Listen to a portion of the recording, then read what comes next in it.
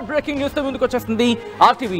Israel అమెరికాతో ఉద్రిక్తతల వేళ Iran కీలక నిర్ణయం తీసుకుంది. మరి ముఖ్యంగా హర్ముజ్ జలసంధికి సంబంధించి హర్ముజ్ జలసంధిని మూసేసింది అంటూ కూడా, అవును మూసేసిందంటూ కూడా ఇప్పటికే చర్చ జోరందుకుంటుంటే అర్థం చేసుకోవచ్చు. ఇరాన్ పార్లమెంట్ కీలక నిర్ణయం తీసుకుంది. ప్రపంచంలోని మొత్తం చమురు సరఫరాలో 5వ వంతు ఇక్కడి నుంచే రవాణా అవుతూ ఉంటుంది.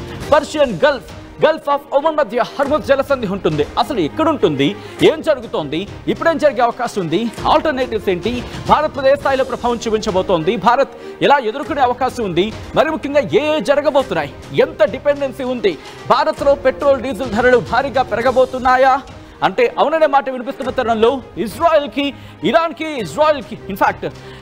ఇజ్రాయెల్కి మధ్య జరుగుతున్న పరిణామంలో కీలకమైన డెవలప్మెంట్ ముందుకు వచ్చేసింది. అటు ఒకసారి హార్ముజ్ జలసంధికి సంబంధించి ఎక్కడుందనేది గ్రాఫిక్స్ రూపంలో నేను మీకు చూపించే ప్రయత్నం చేస్తా. మీరు చూడొచ్చండి, ఇదిగోండి, ఇది ఇక్కడ కాస్త పైకి వెళ్ళి చూపించే ప్రయత్నం చేస్తా. ఇది ఇరాక్, ఇది ఇరాన్, ఇక్కడ కువైట్ ఉంది, ఇదిగో దాంతోపాటు బహ్రెయిన్కి సంబంధించి మాట్లాడుకుంటున్న సందర్భం. ఆ తర్వాత ఇక్కడ ఖతార్కి సంబంధించి యునైటెడ్ అరబ్ ఎమిరేట్స్, మనం సాధారణంగా దుబాయ్ అంటూ ఉంటాం. ఆ తర్వాత ఒమన్కి సంబంధించి ఒమన్, ఇది అలాగే హర్ముజ్ జలసంధి అంటే కనుక ఇది పర్షియన్ గల్ఫ్ అంటారు. ఇదంతా కూడా పర్షియన్ గల్ఫ్తో పాటు ఇక్కడ మీరు చూస్తున్నారు కదా, ఇదంతా గల్ఫ్ ఆఫ్ ఒమన్ అంటారు. ఇదిగో ఇది మీరు చూస్తున్నారు కదా, ఈ సంధి ఇదిగో ఇక్కడ బ్లింక్ అవుతోంది, ఇక్కడ మీకు బ్లింక్ అవుతుంది కదా, హార్ముజ్ జలసంధి ఇదిగో ఇదే ఇప్పుడు కీలకం. ఎందుకు కీలకం అంటే ఇదిగో ఇక్కడి నుంచి మీరు చూస్తే కనుక ఇండియా, ఇక్కడ మీకు కనిపిస్తుంది కదా ఇండియా, మీరు చూడొచ్చు క్లియర్ కట్ గా. ఒకసారి ఫుల్ గ్రాఫిక్స్ చూపించే ప్రయత్నం చేద్దాం. మీరు చూస్తుంటే ఇగో ఇది ఇండియా, ఇదంతా కూడా కీలకం. ఇక్కడి నుంచి, ఎందుకంటే మనకు తెలుసు చమురు సాధారణంగా ఇరాన్ నుంచి, దాంతోపాటు ఇక్కడి నుంచి మనకి వస్తున్న సందర్భం. సో ఈ క్రమంలోని ఇప్పుడు ఇదిగో ఈ జలసంధిని బ్లాక్ చేస్తే కనుక ఇక్కడి నుంచి చమురు సరఫరా ఇటు అరేబియా సముద్రం నుంచి ఇటు ఏషియాలోకి, మరి ముఖ్యంగా భారత్లోకి రావడం ఆగిపోతుంది. ఏ స్థాయిలో ఆగిపోతుంది అంటే కనుక మన డిపెండెన్సీ, మనం 80% దిగుమతుల మీద ఆధారపడి ఉన్నాం. ఆ 80%లో 50% ఇక్కడి నుంచే, ఆ 80%లో 50% ఇక్కడి నుంచే, మరి ముఖ్యంగా 50% కాకపోయినా ఒక 40% అయినా ఇక్కడ మనకి డిపెండెన్సీ ఉంది. దీని మీద మనం ఆధారపడి ఉన్నాం. ఎంత ఆధారపడిపోయి ఉన్నామంటే కనుక ఇక్కడ అర్థం చేసుకోవచ్చు. బట్ దీనికి సంబంధించి మాట్లాడుకునే ప్రయత్నం చేద్దాం. బట్ ఈ క్రమంలో ఇంకో కీలకమైన అంశం గురించి మాట్లాడుకోవాలి. ఏంటా కీలక అంశం?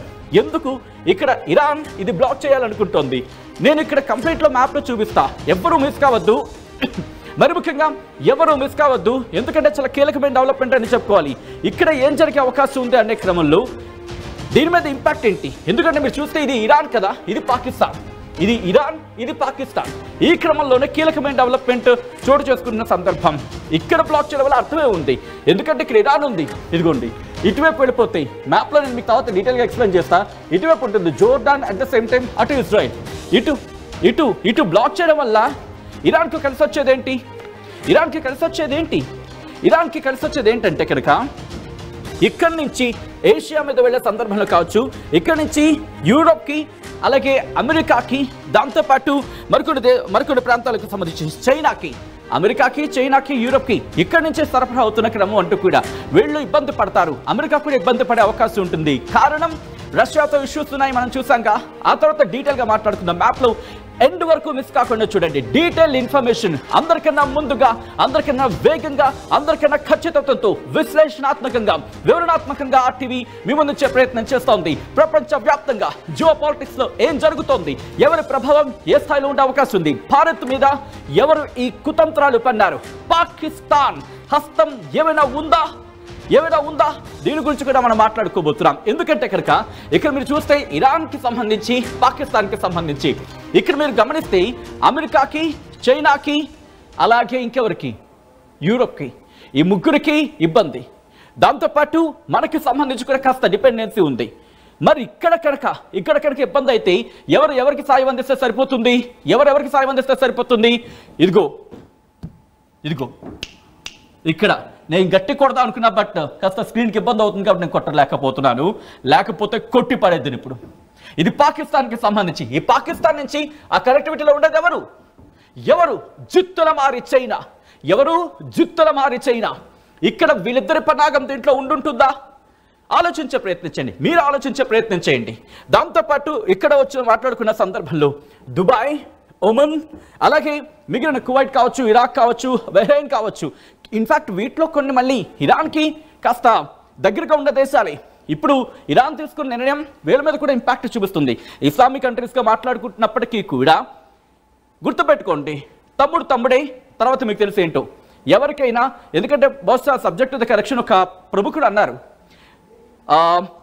ప్రతి సంబంధాలు కూడా ఆర్థిక సంబంధాలు అంశానికి సంబంధించి చర్చ జరుగుతుంటుంది. But coming back to the subject, ఇక్కడ నుంచి ఒక్కసారి ఆ మ్యాప్ మీరు చూస్తున్నారు కదా, ఆఫ్ఘనిస్తాన్, ఇరాన్, కువైట్ ఇవన్నీని. అయితే ఇక్కడ మాట్లాడుకున్న సందర్భంలో ప్రపంచం మొత్తంలో 5వ వంతు చమురు సరఫరా ఈ జలమార్గం ద్వారానే జరుగుతుంది. 5వ వంతు ఈ జలమార్గం ద్వారానే. ఎంతలా అంటే ప్రతి ఏడాది ఒక రోజుకి సంబంధించి మాట్లాడుకున్న సందర్భంలో 18 నుంచి 20 మిలియన్ల క్రూడ్ ఆయిల్ సరఫరా అవుతూ ఉంటే 20% ప్రపంచ క్రూడ్ ఆయిల్ ఎక్కడి నుంచి వెళ్తుందంటే అర్థం చేసుకోవచ్చు, 20%. ఇప్పుడు అమెరికాకు అత్యంత కీలకం. ఎందుకు అమెరికాకు అత్యంత కీలకం? ఎందుకంటే రష్యాతో గొడవ పెట్టుకుందిగా, రష్యా నుంచి లేదుగా ఆప్షన్ వాళ్ళకి. మరి ఇంకా ఆప్షన్స్ ఏంటి ఇక్కడి నుంచి?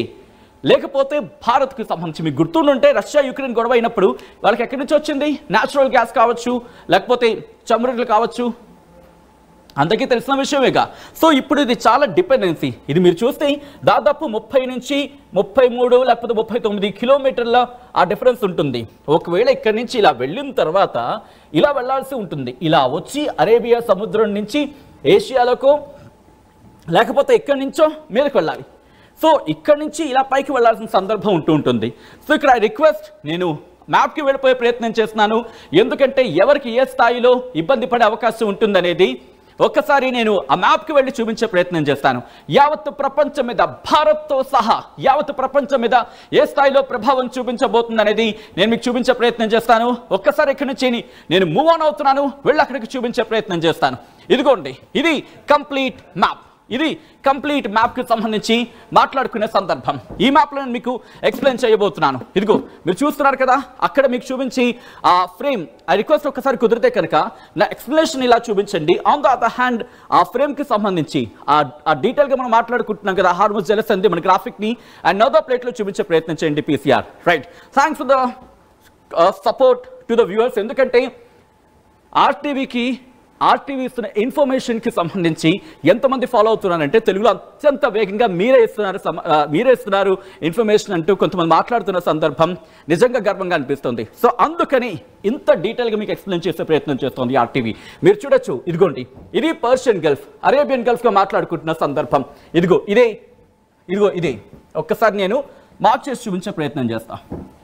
ఇదిగోండి, ఇది హార్మోస్ జలసంధికి సంబంధించి ఒకసారి నేను కాస్త డార్క్, ఎస్ ఓకే, ఇదిగోండి, ఇది ఇక్కడ, ఇది ఇరాన్, దాంతోపాటు మీరు చూడొచ్చు ఒమన్, దాంతోపాటు జోర్డాన్, ఇజ్రాయిల్ ఇవన్నీ ఉన్నాయి. సో ఇక్కడ కన్నా బ్లాక్ అయిందనుకోండి, పరిస్థితి ఏంటి? ఇక్కడి నుంచి వచ్చే అదంతా కూడా అరేబియా సముద్రం నుంచి ఇటు ఏషియాకి సంబంధించి, అంటే ఇండియాకి చాలా దగ్గరది. ఇక్కడి నుంచి అయితే కనుక ఇప్పుడు ఇక్కడ బ్లాక్ చేస్తారనుకోండి, ఎవరిని తెచ్చుకోవాలి మనం? మరి ముఖ్యంగా రష్యాకి సంబంధించి మాట్లాడుకుంటున్న సందర్భం ఉందనుకోండి, ఆ పైన అక్కడ ఉంటుంది. సో అటువంటి సిచ్యువేషన్. బట్ ఇప్పుడు ఓకే, మనకంటూ సంబంధించి మాట్లాడుకున్న సందర్భంలో పోనీ ఇంకా వేరే చోటు నుంచి అక్కడ తెప్పించుకోవాలంటే కనుక ఇట్ విల్ టేక్ టైం. దాంతోపాటు ఇది మన విషయం పక్కన పెడతా అందాకలకి, ఆ తర్వాత దీనికి సంబంధించి డీటెయిల్గా మాట్లాడుకునే ప్రయత్నం చేద్దాం. ఇక్కడ మీరు గమనిస్తే ఇదిగో రెడ్ సీకి సంబంధించి మాట్లాడుకున్న సందర్భం, ఇక్కడ కూడా బ్లాకేజ్ అయితే ప్రపంచ వాణిజ్యం, గల్ఫ్ ఆఫ్ ఏడెన్ గురించి మాట్లాడుకున్నాం. రెడ్ సీకి సంబంధించి ఇక్కడ ఒక సూయజ్ కెనాల్ ఉంటుంది, ఆ సూయజ్ కెనాల్కి సంబంధించి కూడా మనం మాట్లాడుకునే ప్రయత్నం చేస్తున్నాం. ఇదిగోండి, దీని ద్వారా గల్ఫ్ ఆఫ్ సూయజ్, ఇక్కడ నుంచి రెడ్ సీ ద్వారా మనకి వాణిజ్యం జరుగుతుంటుంది.